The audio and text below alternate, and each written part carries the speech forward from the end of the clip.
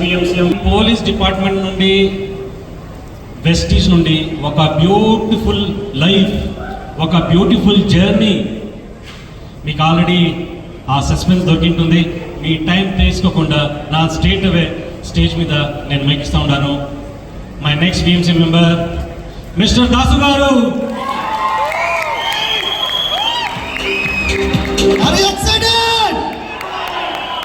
విజయవాడ కాదండి,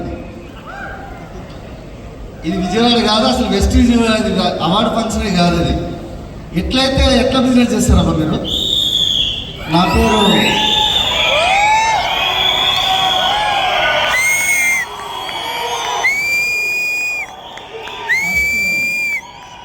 as per the reservation ప్రకారంగా ladies.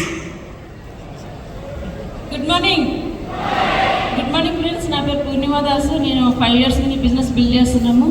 So మేము టైం ఫ్రీడమ్ కోసం వచ్చామండి. ఎప్పుడు మా సారు డ్యూటీలో ఏ పండుగలైనా సరే, ఏ వెకేషన్ సరే స్టేషన్లో ఉండేవాళ్ళు. సో నేను ఇంట్లో ఉండేదాన్ని, కానీ నాకు అది ఇప్పుడు ఫుల్ టైం హౌస్ హస్బెండ్ అయ్యారు. అందరికి ఇష్టమో కదా, లేడీస్కి చాలా ఇష్టం కదా. మన హస్బెండ్ మనతోనే ఇప్పుడు మాకు కావాల్సిన ట్రిప్స్కి వెళ్తున్నాము, ఫారెన్ టూర్స్ వెళ్తున్నాము. మా టైం మా చేతిలో ఉంది ఫ్రెండ్స్. మీరు కూడా స్ట్రాంగ్ డిసిషన్ తీసుకోండి. Wish you well. Thank you. నా పేరు పురుషోత్తం దాస్ అండి. నేను పోలీస్ డిపార్ట్మెంట్లో వర్క్ చేస్తాను. నేను శ్రీకాకుళం, మా డిస్టిక్ శ్రీకాకుళం, ఆంధ్రప్రదేశ్. నేను వర్క్ చేసేది తెలంగాణలో సైబర్ క్రైమ్ బ్రాంచ్లో చేస్తాను. 14 సంవత్సరాల నుంచి పోలీస్ డిపార్ట్మెంట్లో వర్క్ చేస్తున్నాను. సో నాకైతే పిచ్చి లేదు ఫస్ట్ ఆఫ్ ఆల్, అవునా కదా? ఎందుకంటే ఒక మంచి జాబ్ ఉంది, మళ్ళీ వెస్టీజ్ ఎందుకు చేయాలి? క్లారిటీ కావాలా కదా, అవునా? కానీ నేను 82,000 నా శాలరీ వస్తుంది నాకు. కానీ ఇక్కడ వెస్టీజ్లో ఈరోజు నా హైయెస్ట్ ఇన్కమ్ వచ్చి 17 లక్షలు, యావరేజ్ ఇన్కమ్ వచ్చి 14 లక్షలు. ఈరోజు బిజినెస్ నుంచి సుమారుగా నేను 8.5 కోట్ల వరకు సంపాదించగలిగిన బిజినెస్ నుంచి. అయితే వద్దు, చప్పట్లు కొట్టద్దు, మీరు కొట్టడానికి రెడీగా లేరు, కొట్టద్దు. ఎందుకని అంటున్నానంటే, ఈ బిజినెస్లో ఒక్కటే గుర్తుపెట్టుకోండి, నేను రిటైర్మెంట్ అయ్యే లోపల 1,80,00,000 కంటే ఎక్కువ సంపాదించలేను నేను. కానీ ఈరోజు బిజినెస్ నుంచి ఓన్లీ 4 years లోపల నేను 8.5 crores బిజినెస్ నుంచి తీసుకోవడం జరిగింది. సుమారుగా 346 మంది కారు తీసుకునే వాళ్ళు ఉన్నారు. 346 మంది కారు తీసుకునే వాళ్ళు ఉన్నారు వెస్టీజ్ నుంచి, మా ఆర్గనైజేషన్ నుంచి. సో వెస్టీజ్ నుంచి అయితే చాలా పెద్ద ఫిగర్, అది 7,000 మంది, అది అర్థమవుతుందండి. సో ఈరోజు మొన్న V20 సెషన్ జరిగినప్పుడు నాకు అర్థమైంది, నాకు పిచ్చ క్లారిటీ వచ్చింది. ఎందుకు క్లారిటీ వచ్చింది అనుకున్నంటే, మనం ఒక కంపెనీ స్టార్ట్ చేసి ఒక ఏదో పెద్ద పొడి చేద్దాం అనుకొని చెప్పి చాలామంది అనుకుంటే ఏం అవసరం లేదు. జస్ట్ వెస్టీజ్లో ఒక ఆధార్ కార్డు ఇచ్చి మీరు బిజినెస్ స్టార్ట్ చేస్తే చాలు, 2 సంవత్సరాలు మీరు కోటీశ్వరుడు అవ్వచ్చు. ఇక్కడ బిజినెస్ ఎందుకు మీకు ఇది ఎలాంటి అనుకున్నంటే, మీకు ఎగ్జాంపుల్ చెప్తా చూడండి. ఒక మంచి అమ్మాయి ఉంది, ఒక మంచి క్యూట్ అమ్మాయి ఉంది, సమంత లాంటి అమ్మాయి ఉంది. అమ్మాయిని చూసాడు ఒక నాలంటాడు, ఎవడో ఒకడు ఉంటాడో లేదా, చూశాడు. చూసిన తర్వాత లైబ్రరీ దగ్గరికి వెళ్ళాడు, అమ్మాయి ఏమో అక్కడ ఉంది.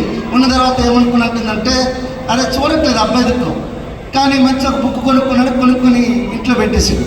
పెట్టేసిన తర్వాత రెగ్యులర్గా అమ్మాయిని ఫాలో అవుతున్నాడు. మన వెస్టీజ్ని ఫాలో అవుతాం కదా, సో రెగ్యులర్ ప్లాన్ చెప్పడానికి వెళ్తాం కదా, ఫాలో అవుతాం. అట్లా వెళ్తూ ఫాలో అవుతున్నాడు. అయితే ఒకరోజు ప్రపోజ్ చేద్దాం అనుకున్నాడు, కానీ చేయలేకపోయాడు. ఒక 6 నెలలు 1 year వెళ్ళిన తర్వాత అమ్మాయి రావడం మానేసింది. వెళ్ళాడు లైబ్రరీకి అడిగితే అమ్మాయికి పెళ్ళి అయిపోయింది. అరే నీకు అనుకో చెప్పాను, కానీ వీడికి పని అయిపోయింది.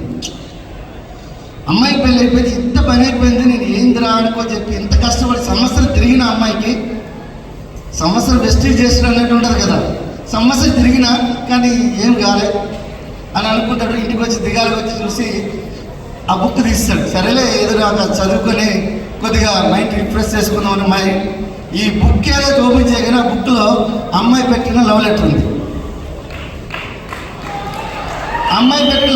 ఇప్పుడు చెప్పండి, సంవత్సరం పాటు తిరిగాడు. ఆ ఫస్ట్ రోజు ఆ బుక్లో ఆ లవ్ లెటర్ చూస్తుంటే ఈ రోజుకి ఏమవుతుండే, పెళ్ళైపోయి పిల్లలు, అవునా కదా?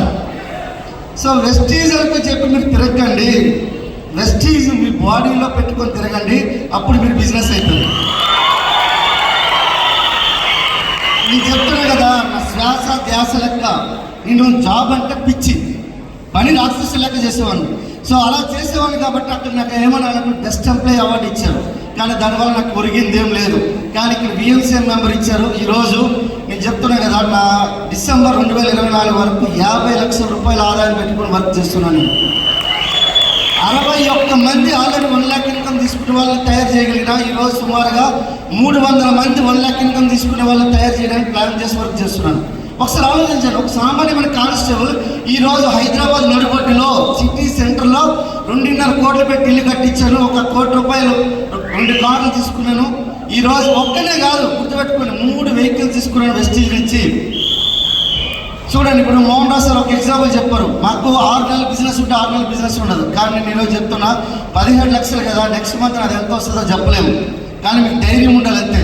కానీ బిజినెస్ని గుర్తుపెట్టుకోండి, మీరు ఒక్క అవకాశాన్ని మన దగ్గర ఎప్పుడు ఉండదు. అవకాశం అనేది పక్షి లాంటిది, ఎప్పుడు ఒక దగ్గర ఇలా ఉన్నప్పుడు ఒడిసి పట్టుకోండి. ఈ అవకాశం వచ్చినప్పుడు మీకు అదృష్టంగా భావించండి. నేను చెప్తున్నా, ఈ అవకాశం మీ దగ్గరికి వచ్చిందంటే ఏదో పూర్వజన సుకృతం మీ తల్లిదండ్రులు చేసి ఉండొచ్చు, లేకపోతే మీరు చేసి ఉండొచ్చు, అందుకే మీ దగ్గరికి వచ్చింది. ఒకవేళ ఈ అవకాశాన్ని కరెక్ట్గా 2 సంవత్సరాలు మీరు పట్టుకుంటే మీ 3 తరాల్లో మీ అంత రిచ్ పర్సన్ ఎవరు ఉన్నారు, డబ్బుల గురించి ఎవరు కాళ్ళు కూడా పట్టాల్సిన అవసరం లేదు. సో